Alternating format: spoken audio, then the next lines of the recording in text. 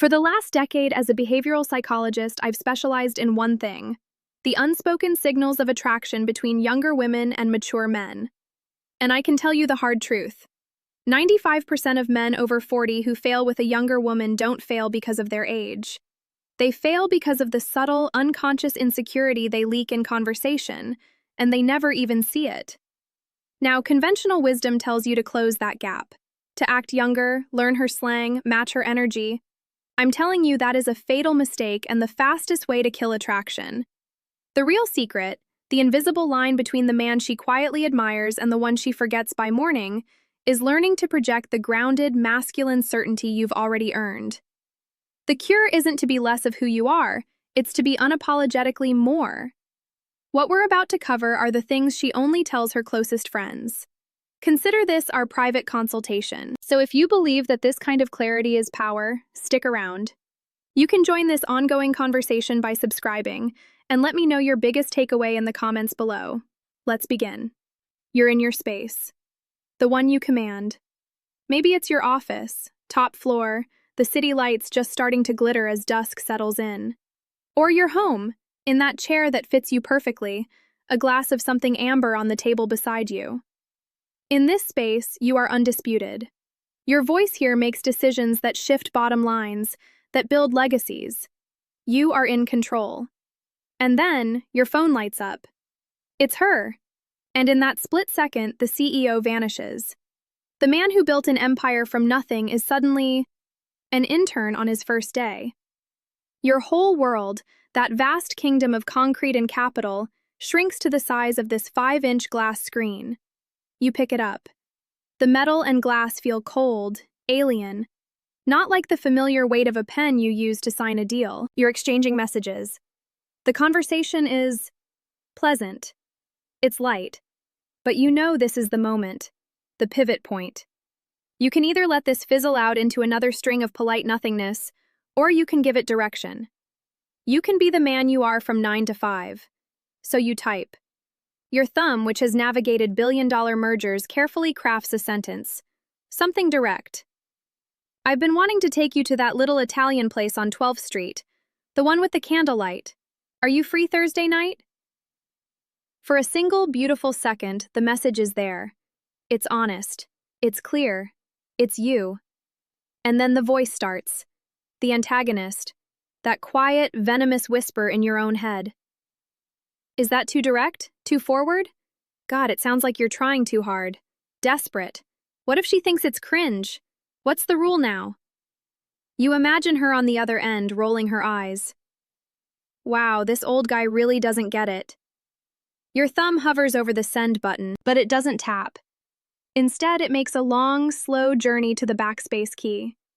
You press down, a firm, sustained pressure, and watch your intention, your certainty, get eaten, letter by letter. The screen is blank again. The silence in your apartment, which moments ago felt like peace, now feels like a judgment. You take a breath. And you type something else. Something safe. So, how's your week shaping up? You hit send. The notification sound, instead of bridging a gap, just confirms the distance you've just created. And you feel this wave of what you mistake for relief. It's not peace. It's the hollow feeling of putting on a bulletproof vest after the danger has passed.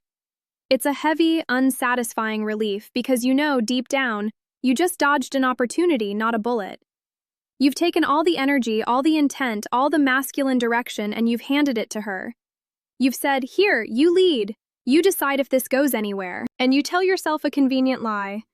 Well, the ball's in her court now. If she's interested, she'll run with it.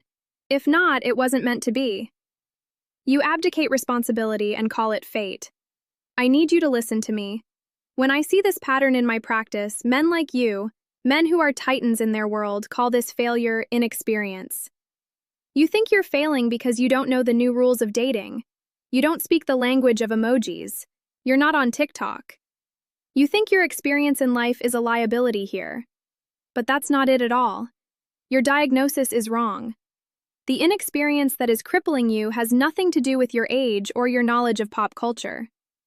It's the inexperience of applying a juvenile, competitive mindset, a mindset of seeking approval and validation, to a dynamic where your only competitive advantage is your mature certainty. You're wearing a bespoke suit, a garment that signals power and authority all day long. But when you pick up that phone to text her, you suddenly feel like it's 2 sizes too small. You're trying to play the game you think younger men are playing, a game of chasing and proving. And you are guaranteed to lose every single time. Because that's not your game to play. Now let's leave you there in your chair with that feeling of false relief souring in your stomach. Let's go to the other side of the screen. Let's look at her world. What do you picture? You probably imagine her phone as a constant explosion of thrilling invitations. Suave, handsome men her own age, all witty banter and effortless cool. You see a battlefield of competition, and you think your only chance is to somehow outmaneuver them, to be smarter, funnier, more clever. Here's the reality. Her phone is a desert. It's a long, scrolling feed of lukewarm ambiguity. It's a flood of messages that say nothing. Hey, what's up? You out? Cute pic. We should hang out sometime. Notice a pattern? Every single one of those messages is a question disguised as a statement. They are all utterly devoid of intention. They are hollow requests for her to make a decision, for her to provide the energy, for her to do the work. The men her age, the ones you're so worried about competing with, they live in a sea of indecision. They've been taught that being non-committal is cool, that keeping your options open is a sign of power. They are a generation of maybes. She is not looking for another maybe. She is starving for a declarative sentence. Her attraction to an older man, to you, was never about your money, your status, or the fact you have your life together. Those are just byproducts of the real prize. The real prize is certainty. In a world that only offers her shifting sand, she is looking for solid ground. She is looking for someone whose internal validation is so strong that he doesn't need to constantly borrow hers. So when she's texting with you and the conversation has a spark, she's not analyzing your use of slang or whether you used the right emoji. Her radar is not calibrated for style. It is calibrated for one thing and one thing only: conviction. And this is the moment of truth. This is what you don't see. When you type that direct, honest invitation, and then you hesitate, she sees it. You think it's invisible, but it's not. She sees those 3 little dots appear. Typing. And then, just as quickly, they vanish. That tiny visual cue, those disappearing dots, they are not harmless. To her, they are a flare in the night sky. They are the unmistakable signal of hesitation, of second-guessing, of insecurity. And in that moment, when the direct message she was about to receive gets replaced by a weak, generic question like, "So, how's your week shaping up?" she doesn't think, "Oh, he's old school." She thinks, "He's not sure." And that is the kiss of death. Because if he's not sure about sending a simple text message, how can he be sure about anything else? How can he be the calm harbor she's looking for when his own ship is rocked by such a tiny wave? Your hesitation doesn't make you seem thoughtful. It makes you seem just like every other guy who is terrified to state what he wants. The one thing she was hoping you wouldn't be. I know what you might be feeling right now. That cold drop in your stomach. That voice that says, "See? It's hopeless. The game has changed and I'm too late. Nobody sent me the new rule book." You feel the weight of every message you deleted, every invitation you swallowed, the echo of every missed opportunity. If you feel that, stay with me. Do not click away. Because that message you deleted, that first impulsive, honest thought, that wasn't the mistake. That was the answer. And understanding why that's the answer doesn't just change your dating life. It changes the entire way you see your own value as a man. It puts you back in the driver's seat. I want you to do something for me. Go back in your mind to that moment. The phone in your hand, the cursor blinking. I want you to remember the exact words you typed first. The ones you deleted. Was it, "I'm going to this new exhibit on Friday. You should come with me"? Was it, "That story you just told is hilarious. I need to hear more of them over a drink. How about tomorrow night"? Was it, "I can't stop thinking about what you said earlier. It was incredibly insightful"? Whatever it was, I want you to feel the energy of those words. The clarity, the momentum. That was a statement born from a genuine impulse. It was direct. It was clean. It was you. It had flavor. It had a point of view. Now, compare that to the weak, watered-down version you actually sent. The safe question, the one that put all the responsibility on her. One is a perfectly cooked steak. The other is hospital-grade broth. The fundamental mistake you're making is believing that your raw, unfiltered impulse is wrong. You believe it needs to be processed, filtered, translated into a language you think she wants to hear. You've convinced yourself that the man you are, the decisive, experienced, authoritative man, is somehow a liability in this context. So you try to become a translator. You translate your mature, declarative thoughts into the insecure, questioning language of a 20-year-old boy. And it comes across as inauthentic because it is inauthentic. It's like watching a lion try to chirp like a sparrow. It's confusing. It's unsettling. Your life experience isn't a disadvantage. It is your authority. Think about what you do every day. You lead teams. You make million-dollar decisions based on your gut. You've built things from the ground up. You have an aura of presence not because you're faking it, but because it is the natural residue of a life lived with conviction. You don't have to pretend to be centered. You are centered. Pretending not to be is the act. The presence she's drawn to is the feeling that you are firmly planted on the ground. It's in your posture. It's the way you hold eye contact. It is the calm, steady timbre of your voice when you know what you're talking about. It's the difference between wearing a rented tuxedo that you're constantly adjusting and a suit that was made for your body. You've earned your suit. Stop acting like you're afraid to get it dirty. Here is the code. The simple, brutal, liberating code. It's about shifting from asking to declaring. Stop asking for permission. Start making invitations. A question sounds like this.